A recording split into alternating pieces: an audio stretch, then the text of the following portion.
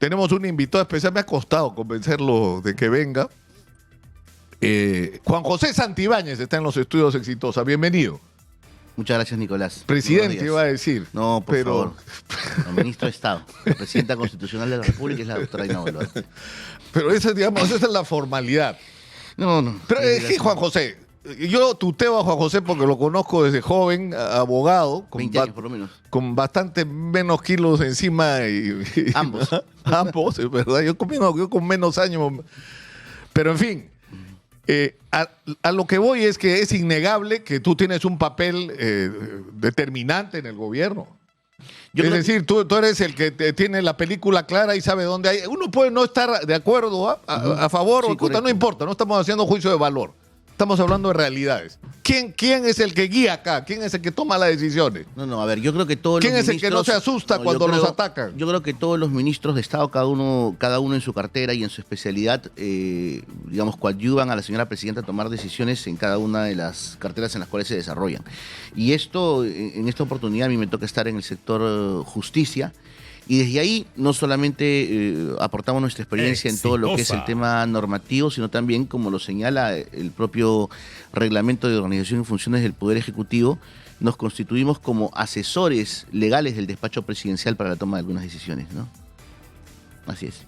Bueno, digamos, dejémoslo ahí, pero vayamos a lo que acaba de pasar, lo comentaba Manuel Rosas esta mañana.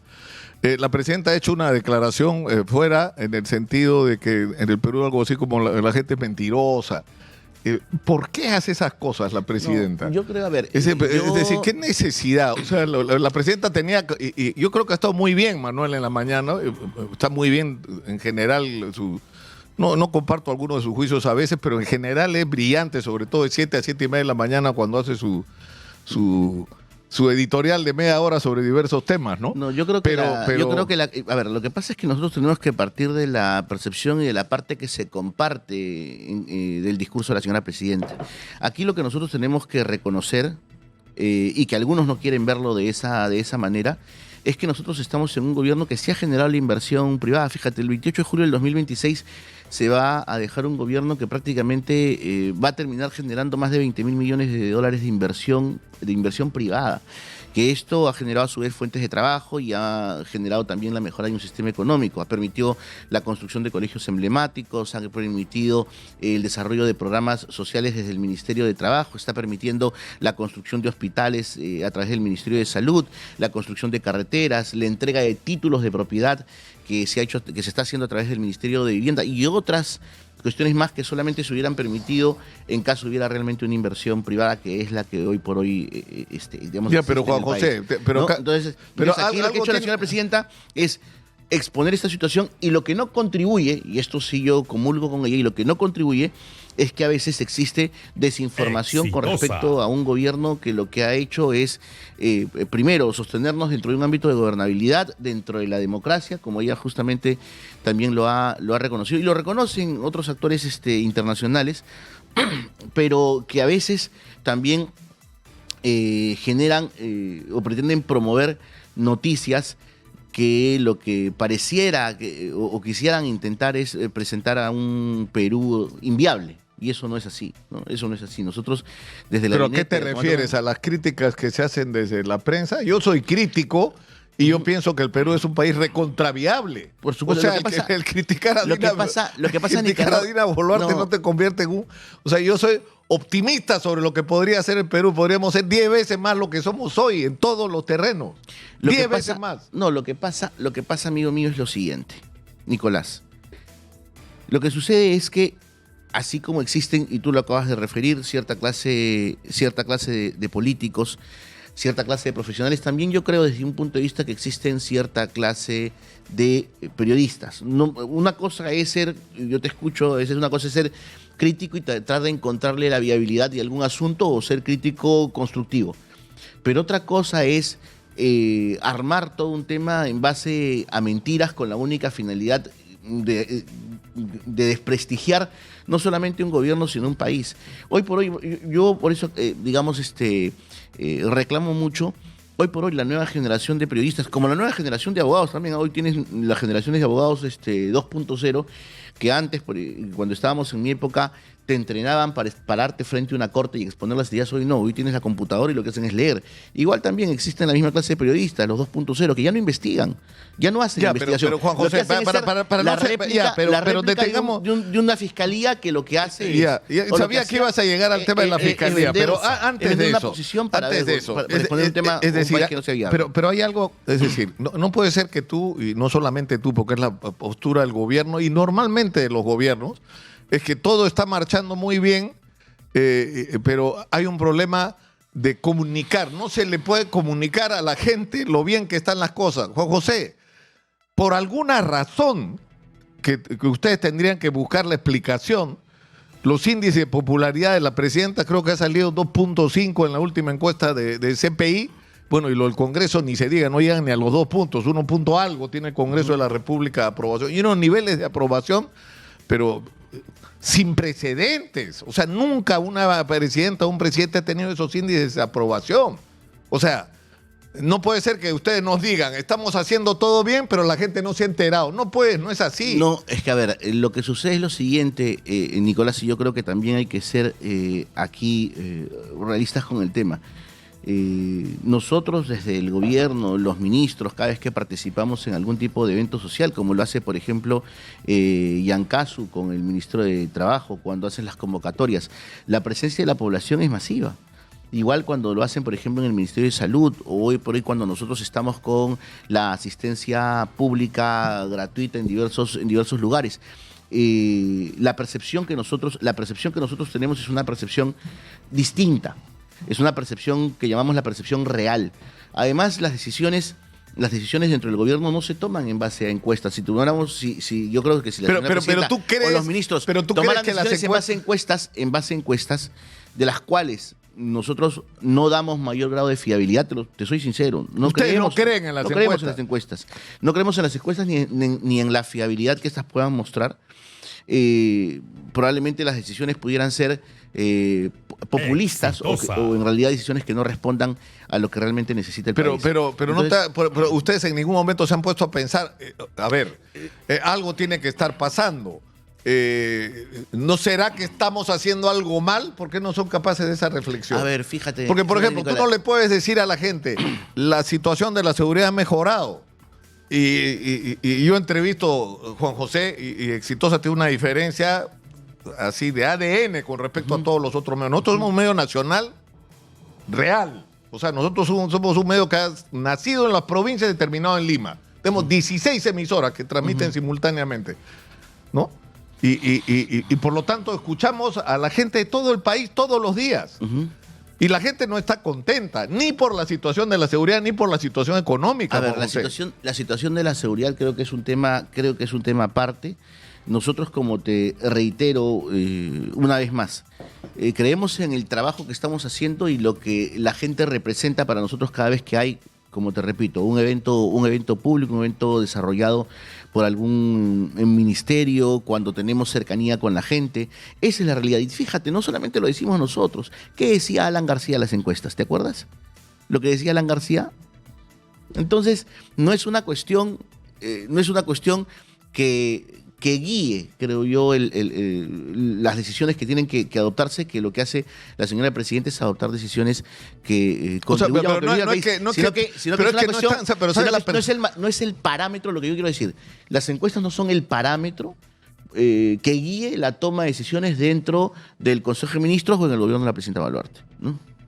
Ahora, ¿has visto la encuesta sobre ti de CPI? Dice que en la evaluación de tu gestión consideran 3.2 muy eficiente, 13.5 medianamente eficiente, muy ineficiente, 58.1%, bueno, 25% no emite ninguna opinión. Y esta otra es sobre las acusaciones que hay en contra tuya. El 65.3 cree que son ciertas.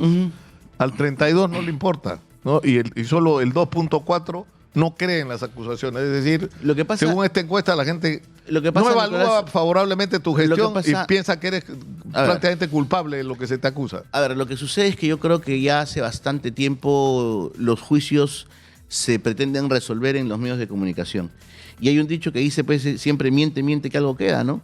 Entonces, fíjate, cuando estuve en el Ministerio del Interior, durante 26 semanas seguidas, sin parar, los 3 dominicales emitieron reportajes, los mismos reportajes, ¿ah? Porque uno salía a las 8, de 8 a 8 y 10, el otro de 8 y 10 a 8 y 20 y el otro de 8 y 20 a 8 y media. Los mismos reportajes, es decir, la exclusividad, por ejemplo, tú que eres un periodista de larga data, con mucha experiencia, sabes perfectamente que la exclusividad dentro del periodismo creo que es lo básico, ¿no? Lo que mueve. Amigos periodistas que tengo me decían, oye, cuando perdías la exclusividad, y a veces el productor te decía, ya no sale nada, como un tema ya de sanción al compartimentaje que tenía información. Pero aquí eso no servía, los reportajes eran los mismos, los temas eran los mismos, y se dedicaron a darnos. Y solamente por mencionarte 2 temas.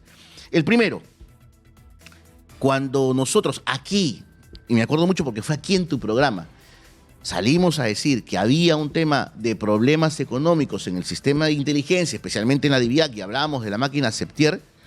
O sea, llegó el fin de semana y todos los dominicales dijeron que el ministro era un mentiroso, que la máquina existía, que había funcionado. Específicamente la periodista que hoy me acusa de ser prácticamente su celador, ¿no? Porque ella es la que... ¿A quién te refieres? ¿A Carla Ramírez? Sí. Que ella es la que prácticamente ha dirigido todos estos reportajes durante todas estas semanas. Ella, es ella solita. ¿No? La unidad de investigación de Panorama es ella. Ay, Nicolás, no te cierres los ojos. Fíjate los reportajes y quién era la periodista. O sea, y es más, y ella fue la que hizo específicamente este reportaje de la máquina Septier, en donde prácticamente dijeron que el ministro era un mentiroso. Han pasado 1 año y 3 meses, ¿y qué cosa ha dicho la Contraloría? Me quedé chico porque yo recuerdo que cuando vine aquí yo te dije, Nicolás, esa máquina ha costado 100.000, 200.000 y había un problema ahí de dinero. ¿Cuánto ha dicho la Contraloría que se han presumiblemente, digamos, robado de inteligencia? 2 millones. 2 millones. O sea, me quedé chico. Pero ¿acaso hay algún... ¿Hay siquiera alguna mención de lo que dijo el ministro en esa oportunidad? ¿Terminó siendo cierto? Otra cosa, el tema de los peritajes, lo que acabas de referir.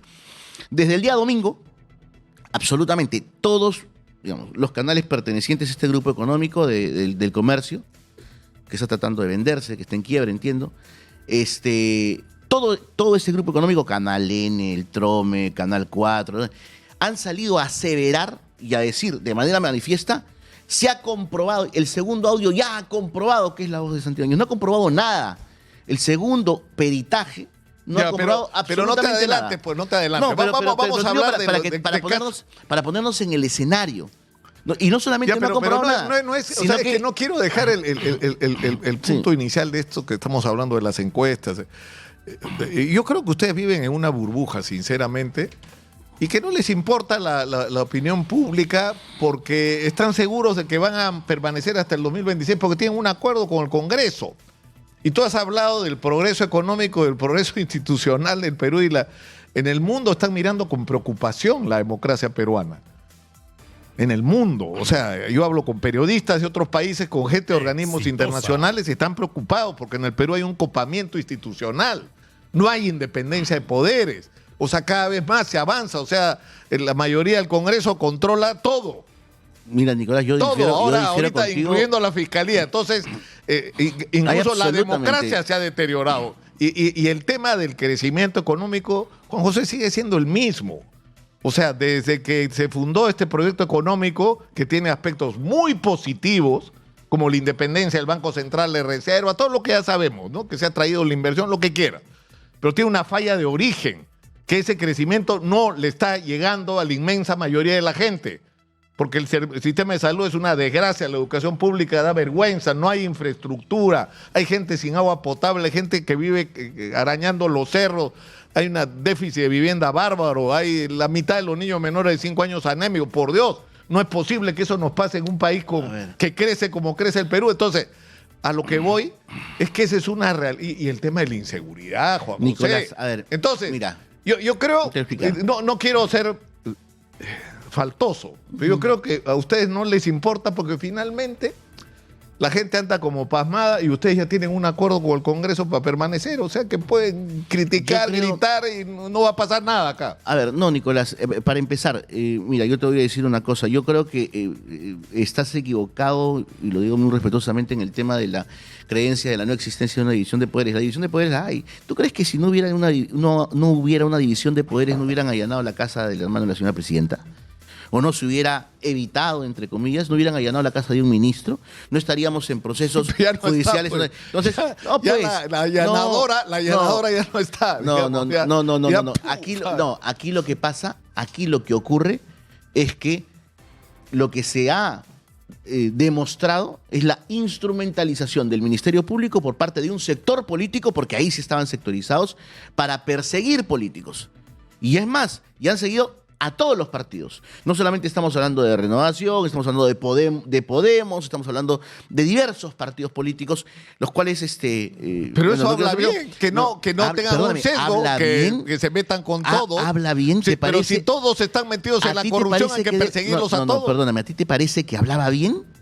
Que hablaba bien de una fiscal que prácticamente había instrumentalizado el Ministerio Público Bueno, para convertirse en una actora ya, política. Pero también te pueden No, decir lo siguiente, pero que ustedes no. han instrumentalizado No, el en lo gobierno y la capacidad de acción desde el gobierno para desmontar a aquellas instituciones que estaban investigando los casos de corrupción en el gobierno. Discúlpame, pero ahí, Nicolás, te lo acaba de demostrar un informe de Contraloría que establece claramente lo que yo te dije, que lo que habían hecho es un arca de riqueza de las funciones de inteligencia para ellos enriquecerse. Cuando dices queriendo- ellos, ¿a quién te refieres? a ¿Quién los, se ha policías, enriquecido? a los policías que estaban trabajando directamente con el equipo EFICOP, a los que trabajaban O con sea, Rita ¿quién Barreto, acusas tú? ¿A los- Harvey Colchado? No, finalmente No puede, pero ellos es que tú siempre- no puedes no, decir que se han Nicolás, robado plata, alguien tiene Nicolás, que ser. Ya estás como Susana Nicolás. Villarán, tienes que dar nombre, no, pues. No, a ver, a mí no me compares con la señora Villarán porque para empezar yo no soy izquierdista, no, Sí, me he no dado tengo un cuenta. doble discurso tampoco. A mí yo soy las personas que da la cara y dice las cosas como son, le guste a quien no le guste. Finalmente, yo soy de las personas que sí te dice las cosas a la cara. No, no rehuyo ni tampoco tengo una falsa moral. Así que no me compares con la señora. Como te vuelvo a repetir, aquí existen cuestiones que es más, que el mismo señor nuevo fiscal de la Nación lo ha referido el día de ayer. Él, por ejemplo, fue víctima de estas acusaciones sin sustento de muñecos construidos que cuando el señor estaba que se moría por el COVID, le armaron falsos colaboradores, le armaron falsos testigos, le iniciaron un proceso y que finalmente se generó, se demostró que no tenía absolutamente nada que no ver. sé cómo decirte. Entonces, ministro, presidente en la sombra, eso no, No, le gusta. No le ni no. gusta a Dina, no le gusta No, a no. Nicanor, no le gusta a Quero, yo sé, no importa. ministro de Justicia, ¿no? Futuro candidato de Alianza. De eso vamos a hablar tras la pausa. Regresamos con Juan José Santibáñez, esto es Exitosa, la voz de los que no tienen voz. Volvemos. En nuestros estudios, el ministro de Justicia, Juan José Santibáñez, que es sin ninguna duda el hombre más influyente en el gobierno en este momento. Y yo quiero aprovechar la oportunidad para uno por uno y puntualmente ir enfrentando cada uno de los temas. Uno son el bendito audio, ¿no? Porque se supone que es uno extenso con Junior Izquierdo. ¿En qué punto está? Porque el día de hoy por acá he visto que segundo peritaje complica a Santibáñez, dice, supuestamente. Es decir, que se habría certificado, pero en en absoluto. esto yo no entiendo. ¿Por qué tú no has querido sentarte y que te hagan la prueba? A ver, primero, El peritaje. Quiero un poco corregirte un poco la introducción. Yo no soy el hombre más influyente del gobierno. Yo formo parte de un gabinete que es liderado por el señor Premier Eduardo Arana.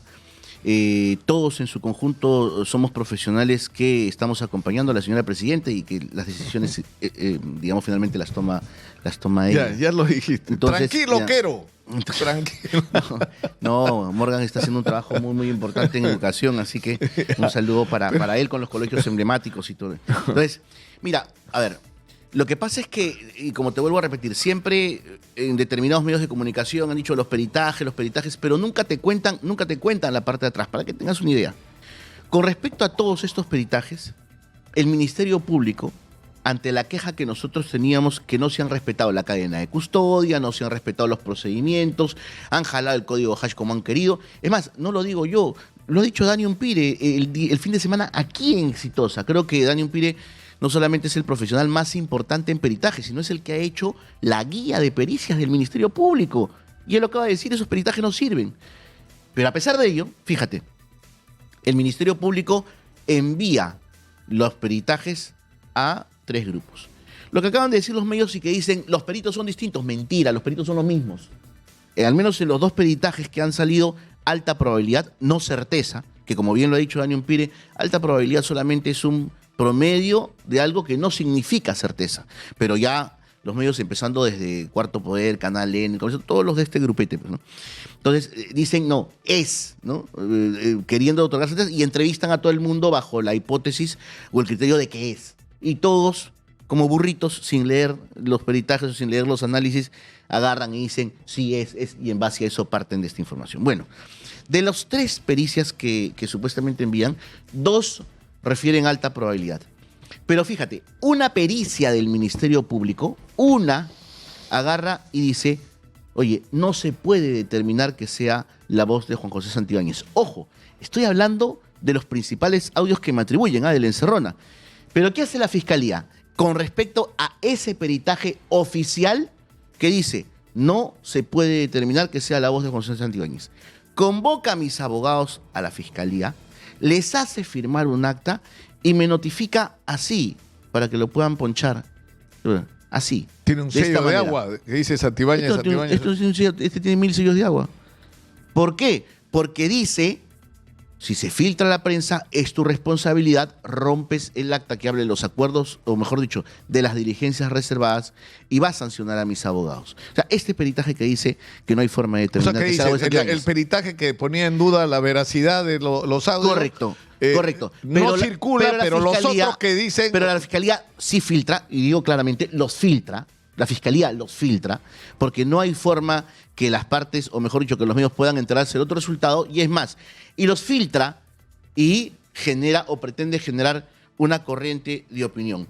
Por otro lado, por ejemplo, de los últimos audios, fíjate, Nicolás, mis abogados fueron notificados para apersonarse a la Fiscalía para la apertura de sobres de supuestamente donde se iban a tratar los audios, ¿no? Para el viernes 12, correcto, viernes 12 de septiembre. Citan a mis abogados. Se supone que en esa diligencia se iban a abrir los audios para descargar esta información y someterla a pericia. Sin embargo, el día miércoles ya me llamaban reporteros de Punto Final para decirme que ya tenían los audios y querían ellos una información. ¿Cómo? Yo entiendo, la prensa tiene sus informaciones y todo lo demás, pero esa información no significa que tú rompas una cadena de custodia y que otra persona pueda tener o no algo sobre el cual se tiene que demostrar su fiabilidad. Llegó el día viernes, es decir, 2 días después que los reporteros me habían llamado, abren en la cara de mis abogados estos instrumentos de donde tiene que obtenerse la información, se trabaja 6 horas con un USB y el USB era color negro. Ojo, y esto es sumamente importante, Nicolás. El USB era color negro, viernes. Se vuelve a cerrar el sobre con el sello de todos para continuar la diligencia el día lunes. Llega el día lunes, abren el sobre y el USB ya no era negro, era rojo. Y eso han dejado constancia mis abogados. Todas estas pericias, o mejor dicho, análisis supuestos de la Fiscalía, todas tienen cuestionamiento desde la forma de la cadena de custodia y la obtención de la información. Y todo eso es nulo. Como te repito, no lo digo yo. Pero eso es lo que tú vas a reclamar. Lo acaba de decir Daniel Umpire. Espérate. Te reitero una vez más. No lo digo yo, lo acaba de decir, creo que el padre de la pericia en el Perú. Todo eso es nulo. Correcto, lo ha dicho. Es nulo. ¿Qué? ¿Y voy a ir yo, o pretenden que vaya yo, a convalidar un acto absolutamente ilegal? Porque que cambien pruebas es ilegal. ¿Pero por qué? ¿No? Es al revés. Al revés, porque la percepción que tiene la gente no va porque tiene miedo de que se va a registrar que su voz es realmente, que hay compatibilidad entre su voz y la grabación. Es que te repito, es una percepción absolutamente equivocada generada por la malinformación de algunos medios que lo que siempre han pretendido... Pero no es malinformación, no has querido ir a Nicolás, certificar, yo creo que absolutamente, a hacer el registro de tu voz. Yo creo que absolutamente ninguna persona en su sano uso de razón iría a convalidar actos manifiestamente nulos. Entonces, manifiestamente nulos e ilegales. Han cambiado prueba, Nicolás. ¿Qué significa? Que vas en este nuevo contexto donde está Tomás Aladino Gálvez, fiscal interino, tú vas a plantear la nulidad de estos audios. A ver, mis abogados no solamente están planteando, y no lo han hecho ahora, lo han hecho ya desde hace algunas semanas, han planteado tutelas de derechos, han planteado, hoy por hoy se está formalizando la denuncia contra los peritos, sobre todo contra estos que han cambiado la fuente de información, tanto procesos disciplinarios en los colegios profesionales y también en el ámbito penal, ¿no? Y eso es una tarea que la hacen mis abogados. Yo procuro en lo máximo posible no perder tiempo ahora, dedicándome a esta defensa, porque para esto tengo abogados. Pero ya, más allá de, es decir, tú reconoces que la reunión con Junior Izquierdo ocurrió. A ver, yo siempre he reconocido y no lo he negado que esa reunión ocurrió, así como han ocurrido diversas otras reuniones que yo he tenido. Jamás lo he negado. Yo a Junior Izquierdo lo conozco hace muchos años, desde que fui su abogado, cuando querían pasarlo a la situación de retiro y ponerle una sanción por diversos procesos disciplinarios en donde él estaba participando, donde había sido imputado. Yo no he negado esas reuniones. Lo que nosotros siempre hemos cuestionado es el contenido de la información que él ha proporcionado. No, porque el problema es que él dice que hubo una conversación y más allá de que si los audios sí, los audios no, lo cierto es que lo que él dice que ocurrió en esa conversación sucedió después. No, a ver. Es decir, fuiste ministro del Interior y te volaste a la gente de la DIVIAC. O sea, esas cosas. A ver, Nicolás. Él dice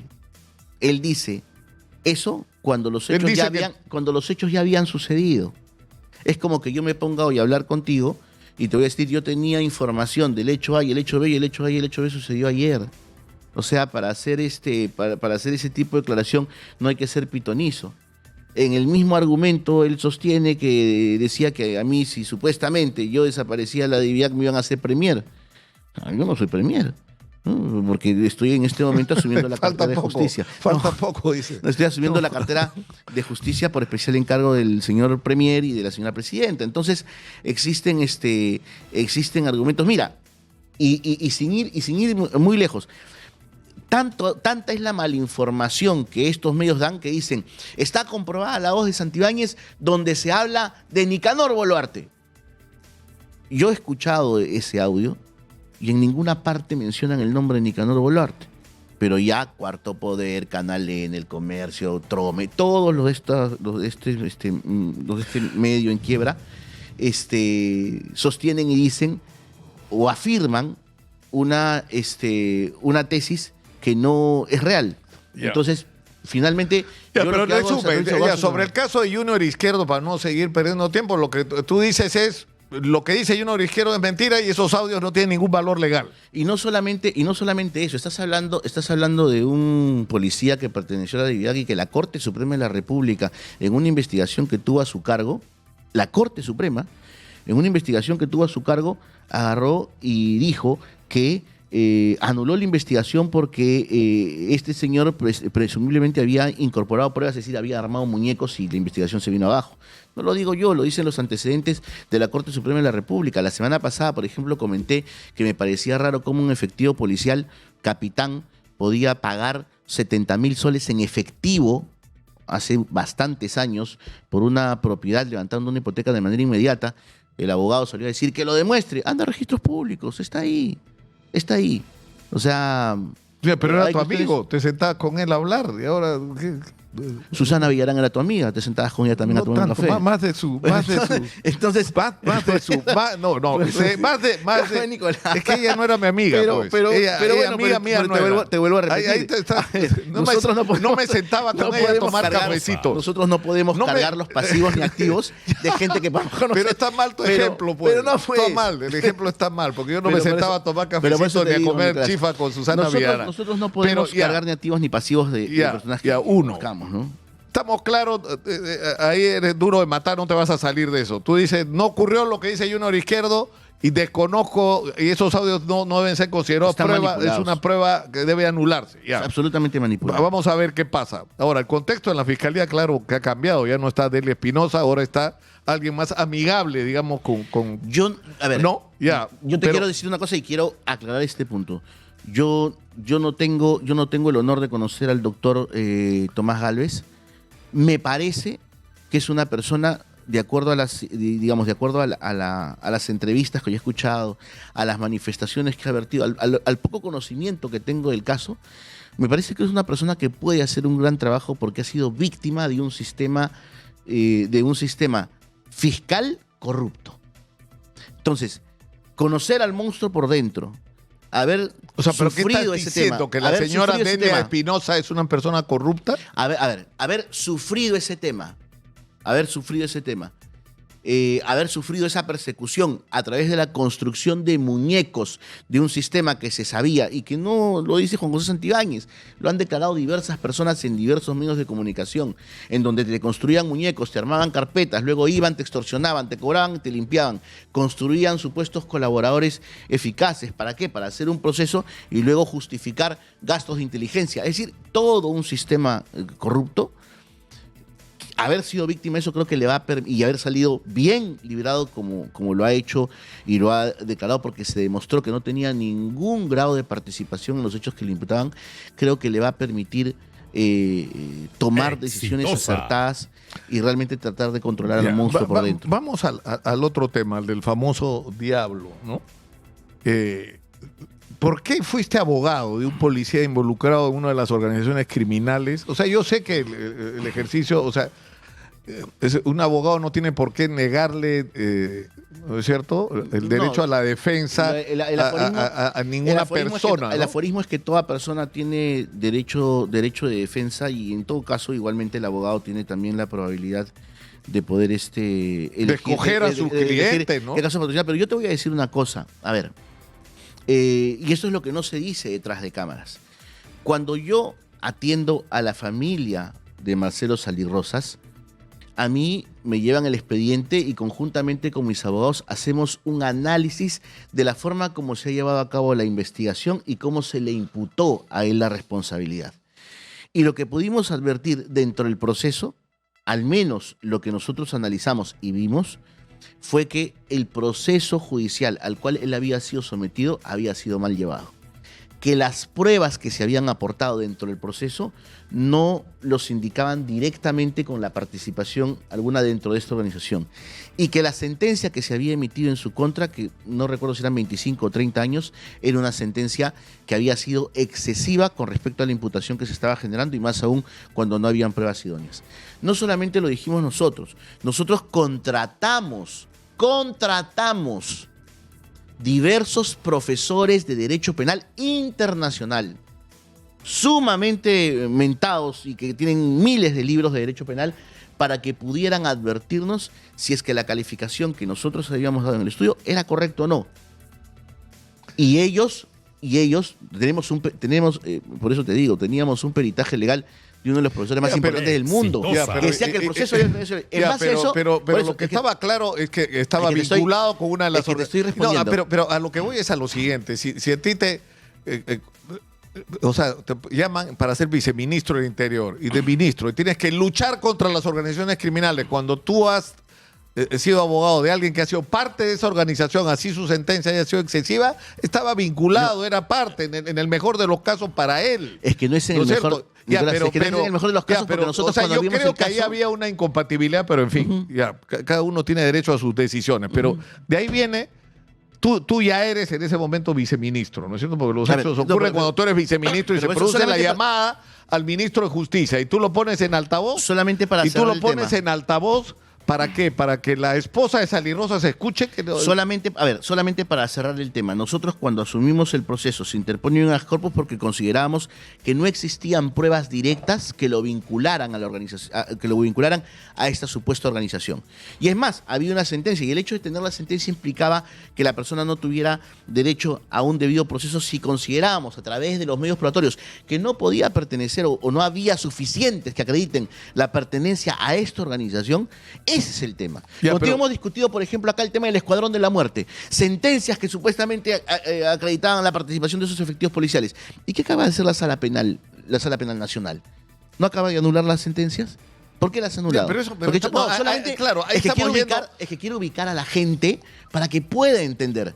Porque lo que han hecho con Santibáñez es agarrarlo como porfiado, darle duro diciendo que es un abogado de policías corruptos, y no es cierto. Porque de los más de 2.000 procesos judiciales que he patrocinado en mis 25 años de carrera profesional, el 98% han sido de renovación de cuadros, que no es otra cosa que el proceso de amparo interpuesto contra el Estado, por la aplicación indebida de un pase al retiro. Esos son el 98% de mis casos. Ya, pero, entonces, bueno, a lo que me decías. Pero vamos al tema. Vamos al punto. Tú ya fuiste por las razones que fuera. Tú eras abogado de este bendito diablo. Viene la esposa y te reclama. Es más, la esposa es la que ha ido a buscar a los periodistas, dicho sea de paso.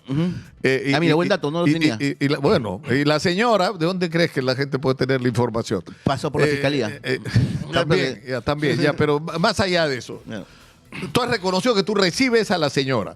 Y la señora te pide que ayuda para cambiar la condición carcelaria de este señor. Y tú llamas al ministro Arana y le pides que te ayude en ese tema, pero lo pones en el speaker. ¿Por qué? Porque la señora estaba al lado para que ella escuche. No, eso estaba cumpliendo el compromiso. Eso es lo que yo te pregunto. No, eso es lo que han contado y lo que eso es lo que te estoy preguntando. Pero la historia no sucede así. Te agradezco por la pregunta. En principio, la señora no era mi cliente. Yo renuncié al patrocinio de ese caso en el año 2023. No recuerdo si noviembre o diciembre. 2023. La señora no era mi cliente. Era una ex cliente. Como también, por ejemplo, lo eran los miembros del Escuadrón de la Muerte, a quienes también recibí en mi despacho. Y no solamente a ellos. Yo recibí en mi despacho, como ministro del Interior, a las familias, a las esposas, a los padres de efectivos policiales que estaban privados de su libertad por una razón, Nicolás, que es la razón que no dicen. Uno de los proyectos, cuando asumimos el ministerio, era construir un penal dentro, o mejor dicho, no construir, refaccionar, modificar y aperturar el penal que tiene la DINOES para policías, como lo tiene el Ejército del Perú. El Ejército del Perú se llama, como ustedes saben, el penal Virgen de las Mercedes, que se encuentra en Chorrillos y donde se encuentran privados de su libertad, recluidos todos los militares. Está ahí el general Urresti, el general Nicolás Bueno, lo han trasladado de emergencia a Urresti, ¿no? Sí, entiendo, el día de ayer, entiendo. Entonces, se encuentran recluidos ahí en el penal Virgen de las Mercedes. Exitosa. ¿Por qué? Porque la intención es proteger la integridad de aquellos que en algún momento sirvieron al país, muy al margen de la decisión judicial que se hubiera tomado. Nosotros en la policía tenemos un penal, que es un penal para policías, que está construido en la DINOES, en la entrada, a la mano izquierda, y lo que faltaba era suscribir el convenio con el INPE para que este penal pudiera habilitarse. La intención justamente de las reuniones con las familias de los efectivos privadas de su libertad, cada vez que lo citaban, era informarles que esto iba a suceder. Y es más, y en muchos casos lo que ocurría era que a veces los efectivos policiales eran insertados en los penales en pabellones de alta peligrosidad donde se ponía en riesgo, su vida. Ahora bien, lo que ocurre aquí es que la señora sostiene y manifiesta, cosa que ni el Premier lo ha reconocido, ni yo tampoco, en que presumiblemente había un tráfico de influencias porque se dice que se le cambie del pabellón 17 al 13. Fíjate, la señora presidenta del Tribunal Constitucional el día viernes pasado han tenido un conversatorio en honor a Javier Valguerriestra y todos los que han estado ahí han declarado y referido que en el supuesto que eso se hubiera dado, que no lo hemos reconocido ni el Premier ni yo, en todo caso, veamos los peritajes, no sería ni siquiera tráfico de influencias porque ella todos los días, cuando va una persona que ha interpuesto un habeas corpus y que tienen a su familiar en un pabellón que no corresponde, solicita la asistencia por un tema de humanidad. Pero hay, ahora se repite la historia, porque tú reconoces ese audio, esa conversación sí se produjo. Tú sí le pediste a Arana que trasladaran yo no recuerdo haberle pedido a Arana específicamente por Marcelo Salirrosa. Sí tuve reunión. No, yo te reconozco que sí tuve reunión. Ayer un amigo penalista me ha dicho, mira, no voy a usar la expresión que utilizó para referirte pero dijo, Santibáñez te está diciendo no reconozco. Es decir, no te está diciendo no es verdad, o sí, te está diciendo no reconozco, ¿no? Que no sé qué significa en términos de abogados, pero me dijo, te digo, mira, en el juicio eso va a servirme. Pero aquí el tema. Pero sí conversaste con Arana. Con el ministro Arana, cuando era ministro de Justicia, yo he conversado de N cosas. No puede, pero sobre este punto, pero sobre este asunto puntual. Sobre este punto no recuerdo específicamente esta conversación. Y además, no la recuerdo y en el supuesto. ¿De qué haya ocurrido? Pero tampoco es tráfico de influencias. Y es más, fíjate, En el supuesto que esta conversación hubiera ocurrido y la señora, como tú me dices, es la testigo protegido, tampoco tendría que ser testigo protegido, porque si la fiscalía estuviera imputando un delito, no sería testigo protegido, tendría que ser colaborador eficaz. Tendría que ser colaborador eficaz, ¿por qué? Porque presumiblemente sería Ahora, ¿quién ella grabó la la persona, conversación? Sería ella la persona. ¿Quién grabó la comunicación? Es que yo no te puedo referir a ese tema, porque cuando las personas ingresan a los despachos de altas autoridades, siempre las comunicaciones o los celulares quedan fuera.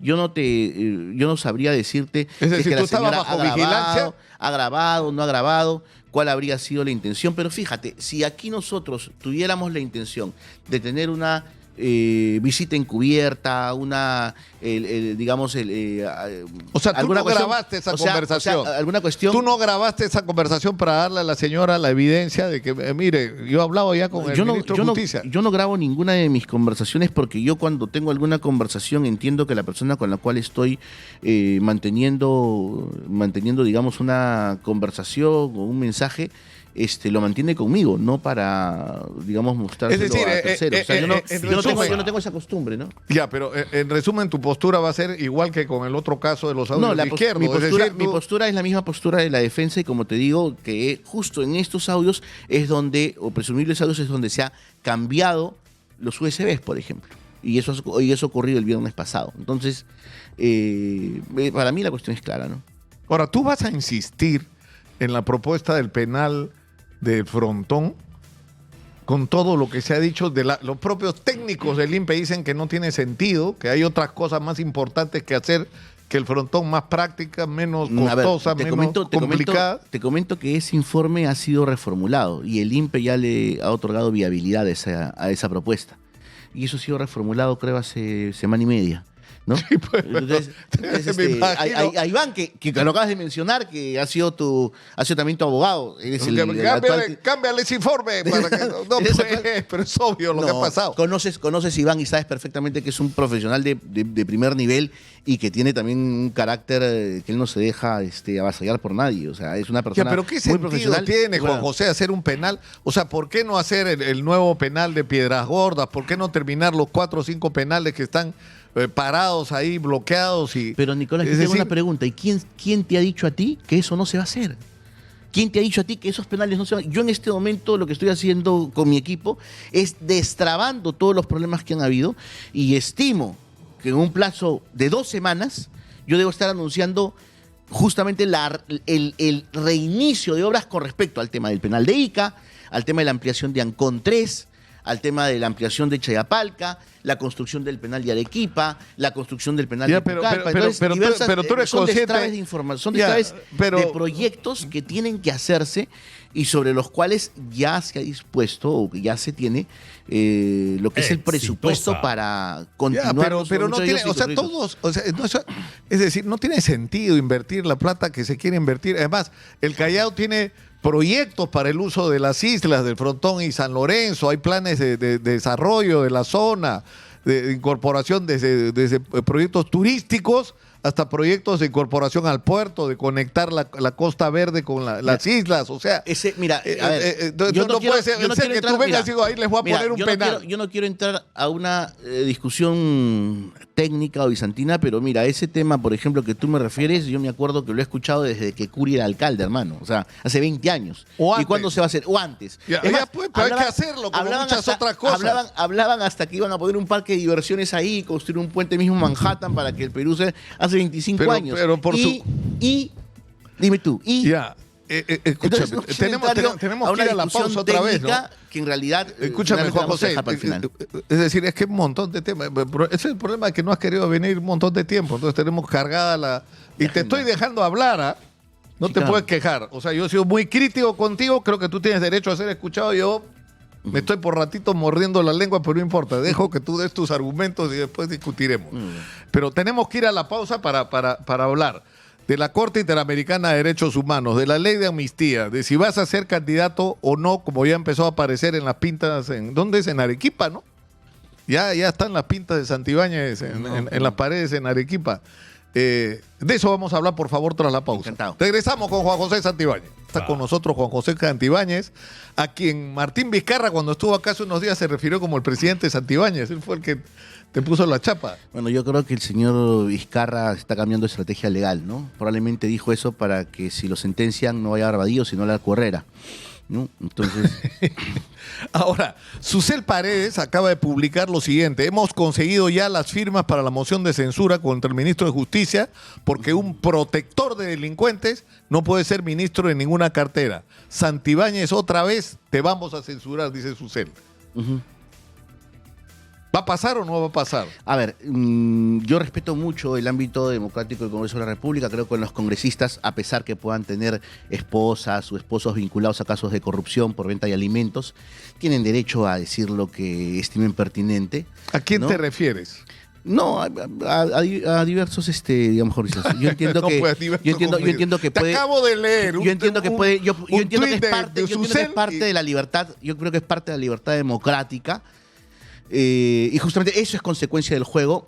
Pero bueno, esperemos lo que el Congreso pueda resolver. Yo soy muy respetuoso del tema. Entiendo que antes de cualquier tipo de censura tendría que ir una interpelación con las preguntas referidas a la gestión y muestra de ello ver. Ahora, yo quiero sí desconocer ese calificativo de protector de delincuentes. Yo he sido abogado de personas sometidas a la justicia. No soy esposo de un presunto delincuente, no soy hijo de un presunto delincuente, alguien que está investigado por pertenecer a una empresa que supuestamente vendía cosas pasadas, ¿no? a un ente del Estado. Entonces, creo sí tener la categoría para asumir cualquier cuestión. No, yo creo que ahí la señora Susel tiene... O sea, ¿te refieres a Susel Paredes? Tiene algún tipo de inconveniente o problema que tiene que resolverlo en su ámbito personal, pero es una cuestión que, como te digo, es una cuestión que... ¿tú crees que no va a proceder la moción de censura? No, yo no he dicho eso. Yo he dicho que el Congreso de la República es un ente absolutamente autónomo. Yo soy un ministro de Estado que me sujeto a las disposiciones que dicta la señora presidenta, a la convocatoria que pueda hacer el Congreso de la República cuando lo estime pertinente para resolver con respecto a mi gestión. Y entiendo que previamente, de acuerdo al reglamento, tendría que ir previamente a un pedido de interpelación para informar sobre el estado de las gestiones que hago en el Ministerio de Justicia. Van a insistir sobre, es decir, la ley de amnistía ha sido un parteaguas, ¿no es cierto?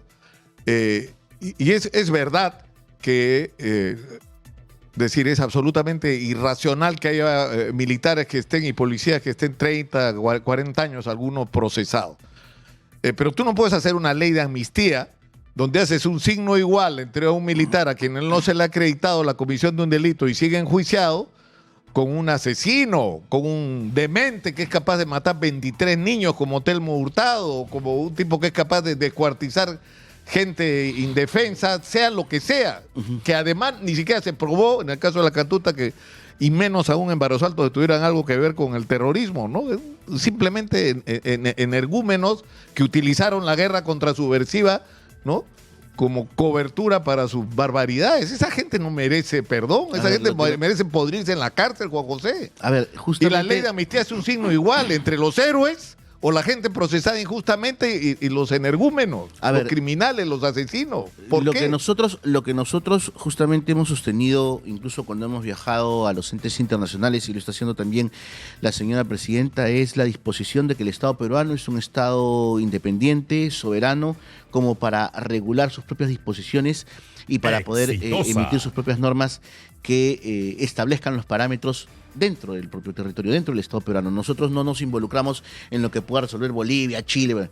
Nosotros rechazamos la injerencia, la intromisión de la Corte Interamericana porque inicialmente, y de acuerdo al análisis que estamos proyectando, la Corte está absolutamente ideologizada. Dime tú, Nicolás, ¿qué policía o qué militar ha sido indemnizado por este tema de este conflicto armado generado por grupos terroristas? ¿Qué militar o qué policía ha sido indemnizado? Ninguno. Y sin embargo, tienes ahí también viudas. Es que ahí hay un tienes ahí también no, viudas. Claro, tienes ahí también, todos, y esto para que lo sepan y para confirmarlo, todos los indemnizados han sido terrucos. Todos. 20 millones, 30 millones y es más. Y parte de esa indemnización, estoy diciéndote 2 o 3 millones, se iban a IDL, se iban a otros. Podemos. Todos. Primero que de esos casos. de esos casos hay gente que no era terruca, que hay gente que había sido falsamente acusada o lo que fuera. Pero son los menos. Pero lo que es cierto es que el sentido es cuando el Estado viola los derechos de una persona. Pero ¿qué pasa cuando un grupo como Sendero Luminoso viola los derechos de los policías? No es el Estado el que tiene que indemnizar, son los senderistas. Pero el tema es este, Juan José. Es decir, nosotros estamos en la Corte, en el ámbito de la Convención del Pacto de San José y de la Convención de Derechos Humanos por nuestra decisión, desde el gobierno de Morales Bermúdez, a lo cual se agregó, nosotros le entregamos a la Corte el derecho a intervenir en nuestro proceso. Nosotros, ha sido una decisión soberana del Estado peruano. Nosotros le hemos dado a la Corte el derecho a hacer lo que está haciendo, que cuando alguien no está contento, como no estuvo contento Alan García en algún momento, Dina en algún momento lo planteó, etcétera, Dina Boluarte, es decir, vas a la Corte a corregir alguna violación a tus derechos legales o constitucionales o a tus derechos humanos que haya cometido el Estado peruano. Eso es algo, es una decisión soberana del Estado peruano. Y si nos salimos del ámbito de la Corte, Juan José, vamos a estar al nivel de Venezuela y de Nicaragua. Por Dios. ¿Quién te ha contado mal el cuento, Nicolás? ¿Cómo que mal? Si eso es la realidad. A ver. Ese es el problema. El problema es que se han dedicado a desinformar a todo el mundo y a decir que la Corte Interamericana es la única salvación frente a un escenario de falta de justicia. Nosotros estamos sometidos también a la Corte Penal Internacional, así es. Donde incluso el Perú tiene a una de sus miembros. ¿Y acaso la Corte Penal Internacional, en un supuesto negado de vulneración de derechos humanos, no puede intervenir en estos casos? Por supuesto que puede hacerlo, Nicolás. Es que la Corte Penal Internacional la Corte interviene porque la Corte ha emitido sentencias sobre el caso Barrios Altos y La Cantuta. Y el Estado peruano se ha comprometido a cumplir esas resoluciones. Y cuando tú emites una ley de amnistía, estás violando esos compromisos que el propio Estado peruano ha asumido. Quiero advertir un tema. El hecho del cuestionamiento al sistema sustantivo y normativo de la Corte Interamericana de Derechos Humanos no significa en lo absoluto desconocer el sistema. Eso lo hemos dicho nosotros. Pero ¿qué es lo que ustedes proponen? ¿Salirnos de la Corte? Es una cuestión que en este momento, como ya lo ha referido la señora Presidenta Constitucional, lo estamos evaluando a muy alto nivel con profesionales especialistas en Derecho Internacional y en Derecho Constitucional, y es una decisión que finalmente la adoptará la señora Presidenta, asumo que se propondrá al Consejo de Ministros, y que tampoco es una decisión que en realidad corresponda solamente a un gobierno. Está demostrado por las salidas que se han dado en diversos escenarios que la salida de la Corte es un proceso que dura entre 4 a 5 años, es decir, que al menos abarca siquiera más de 4 legislaturas de un Congreso, más de 2 gobiernos, pero si finalmente tiene que adoptarse la decisión o la decisión inicial, yo creo que, digamos, de acuerdo al análisis que se pueda hacer, se tomará oportunamente, ¿no?, por parte de la señora Presidenta. O sea que no está desechado, porque todo el mundo pensaba que tú habías sido... Ahorita no, a ver, yo iba a dejar las cosas claras. Yo iba a decir que somos un país independiente, soberano, que aquí no vamos a permitir ningún tipo de injerencia, que acaso no vamos a permitir ningún tipo de injerencia, ni que nos vengan a decir cómo nos tenemos que normar ni regular, que nosotros vamos a respetar nuestra ley en la medida que esté vigente aquí en el Perú.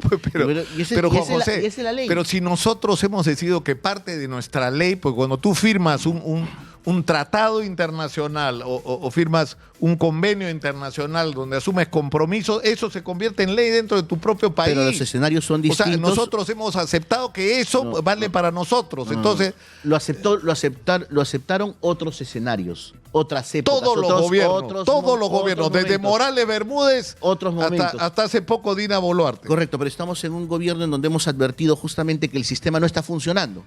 Y parte de que no está funcionando... Bueno, pero lo corrige, pues. Mira, lo corrige. Si hay algo que está mal, lo corrige. Si tienes alguna queja... ¿Y cómo lo corriges? Bueno, peleas, para eso tienes un vocero. Tito Borea no está ahí. Mira, no en banco, Tito Borea, que también ha sido mi abogado alguna vez, dicho sea de paso. Tito Borea está, o sea, insisto, manco no es. Por eso te digo. Y si hay algo que no se está manejando de manera regular, ahora hay que revisar cuál ha sido nuestra conducta. Es una pésima defensa del Estado peruano, nos hemos sometido a todo, nunca hemos discutido, nunca, es decir, hemos manejado nosotros las cosas muy mal.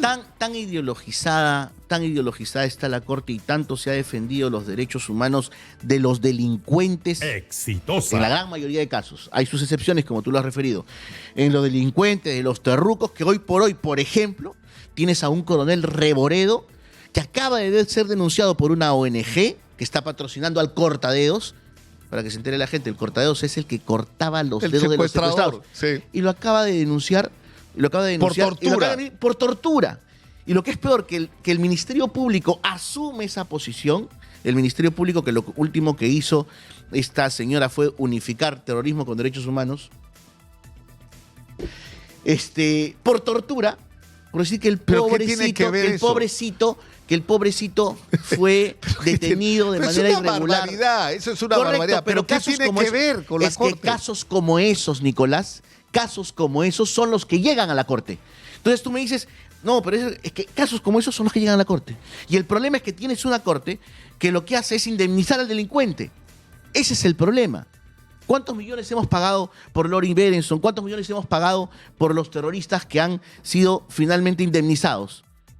¿Sabe acaso la gente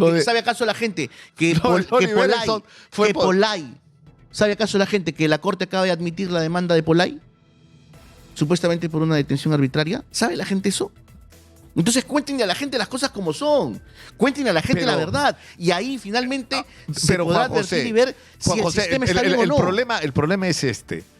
Es decir, ¿cuántos terroristas han sido liberados por una resolución de la Corte Interamericana de Derechos Humanos? Lo que se ha hecho en prácticamente todos los casos es corregir fallos en los procesos que han sido corregidos para que sean debidamente sentenciados. Y eso es lo que ha pasado.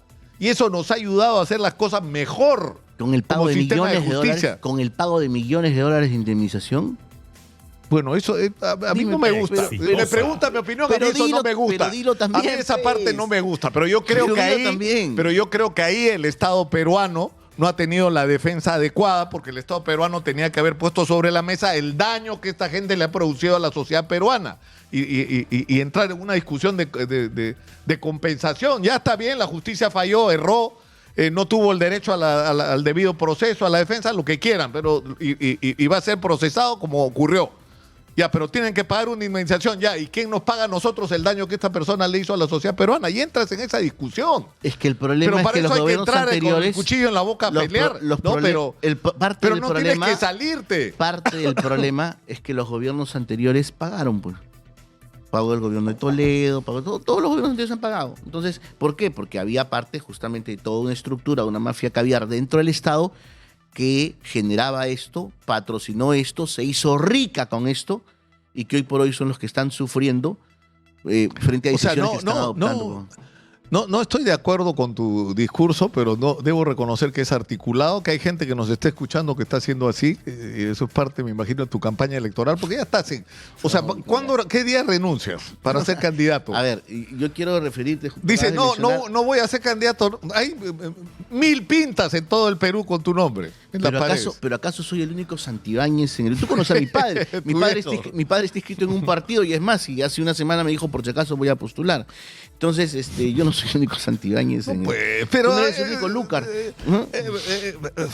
Vas a ser candidato, ¿no es cierto? Es una cuestión que, como yo lo he referido, tengo que evaluarlo en el seno de mi hogar. Yo las decisiones, cuando he asumido, las he conversado en casa, con mi esposa, con mis hijos.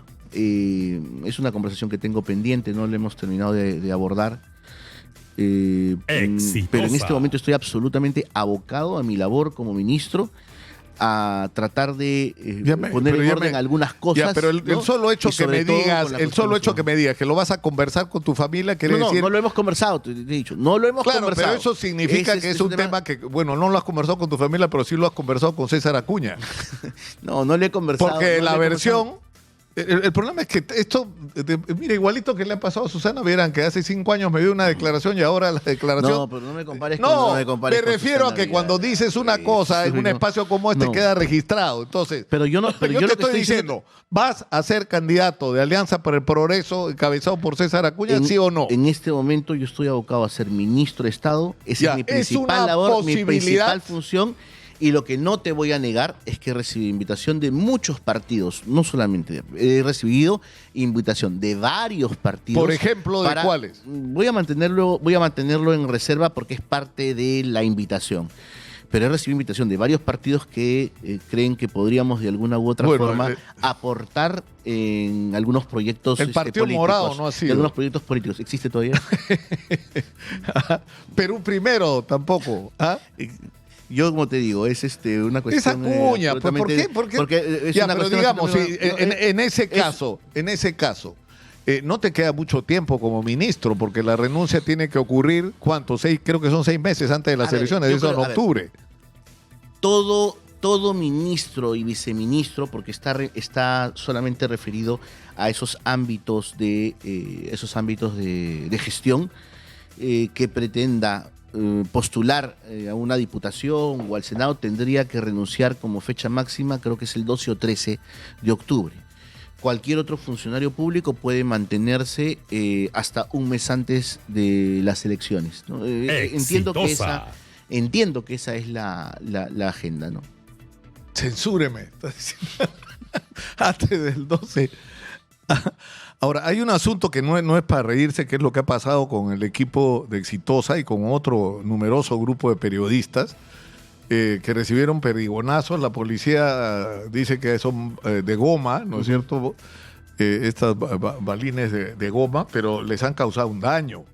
Y es absolutamente injustificado. O sea, y hay el registro, están contando lo que está ocurriendo. Hay en este momento un conflicto, ahí están deteniendo una persona que aparentemente no era de repente le cae una ráfaga a las piernas a la periodista y al camarógrafo, y a Jaira Pacheco y a Percy Graus. O sea, ¿qué justificación puede tener eso?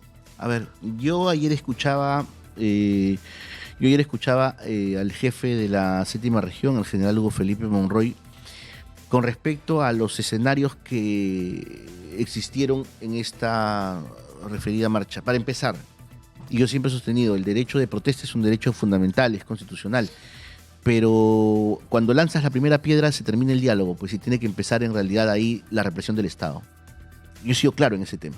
¿Por qué? Porque tú no puedes venir a decir es una marcha pacífica y lanzarle pues fuegos artificiales al policía que está con su escudo sin armamento, solamente con el tema de las pistolas perdigoneras de goma, para defender en este caso ya sea el patrimonio público o privado. O sea, no puedes lanzarle piedras, pues las piedras matan, por si acaso, ¿no? O sea, las piedras matan. Lanzar piedras, fuegos artificiales, armas caseras, y no exigir que la policía de alguna u otra manera no tenga algún nivel de represión. Habían zonas seguras, como bien lo ha dicho el general, habían zonas seguras, pero también debemos reconocer el nivel de riesgo al que puede someterse una persona si te metes a la boca del volcán. O sea, hay cuestiones que no se... Eran periodistas, claramente, con una cámara, identificados plenamente. El policía que le disparó sabían que era periodista y les ha disparado porque eran periodistas. No creo que haya sido un disparo porque sean periodistas. O sea, debería haber una preocupación de parte del gobierno, del Ministerio del Interior, de la policía, por el incidente donde se ha dañado a periodistas. ¿Sabes? No, entiendo que hay una que internamente, o sea, a ver, yo te digo que se hacía al menos cuando yo era ministro del Interior. Cuando ocurrían algún tipo de estos hechos, nosotros acogíamos la denuncia, sí referíamos claramente cuál había sido el escenario, acogíamos la denuncia y se iniciaba una investigación interna. Las imágenes, solamente he escuchado lo que ha expuesto el general Felipe, no he visto, digamos, mayores imágenes, pero de ser las cuestiones también como tú me refieres, lo que ocurre internamente siempre es que tiene que iniciarse un procedimiento administrativo y disciplinario para advertir si es que en este supuesto ha existido algún tipo de intencionalidad que hubiera significado pero ¿sabes lo que irrita, Juan José, a la gente? Que cuando hay una manifestación de jóvenes que querían llegar a la Plaza San Martín, por supuesto que había un grupo, como siempre hay en estos casos, de gente que quiere promover la violencia, ¿no es cierto? Pero en principio la idea era juntarse en la Plaza San Martín, en primer lugar. No los han dejado llegar hasta la Plaza San Martín. Había un despliegue policial. ¿Cuántos policías han movido? Es una cosa impresionante. Entonces, lo que irrita al ciudadano común es que ¿por qué no se ve eso para controlar la calle de los delincuentes? O sea, ahí sí vale el control territorial. Tomas el control territorial, como dicen los salvadoreños, pero en este caso, para enfrentar las manifestaciones, no para enfrentar a los delincuentes. Y dos, Juan José, ha habido chamba de inteligencia. A varios periodistas les ha llegado el mensaje, su celular ha sido bloqueado a su solicitud y nunca solicitaron el bloqueo. ¿Por qué? Porque estaban transmitiendo con sus celulares en vivo. Hay periodistas a los que qué casualidad les han robado el celular, ¿no? Cuando estaban transmitiendo en vivo. O sea, ha habido una chamba de inteligencia para identificar. ¿Por qué no usan esa inteligencia para perseguir delincuentes? A ver. O sea, me parece absolutamente legítimo el reclamo que hacían ese día los chicos. ¿Y te parece legítimo el reclamo de los 19 policías heridos y un par de ellos de gravedad? Pero por supuesto. Entonces, pues. Pero estamos hablando, te vuelvo a repetir, todo el mundo tiene el derecho a efectuar una protesta, a marchar en alguna oportunidad, incluso también lo hemos hecho. Pero cuando se vuelve violenta. Tiene derecho, pero le bloqueas el acceso a la Plaza Martín. Cuando se vuelve violenta, cuando atacas, estamos acostumbrados a decir, mira. Estamos acostumbrados a decir, y lo escucho muchas veces, oye, deberíamos ser como los policías de Estados Unidos. ¿Para qué quieres policías de Estados Unidos si al final aquí en el Perú terminas metiéndolos a la cárcel? O sea, piden seguridad y luego cuestionas la forma como se las dan, ¿no? Entonces, aquí nosotros debemos aprender a que el derecho de una persona termina cuando empieza el derecho de la otra. Pero eso no estamos acostumbrados.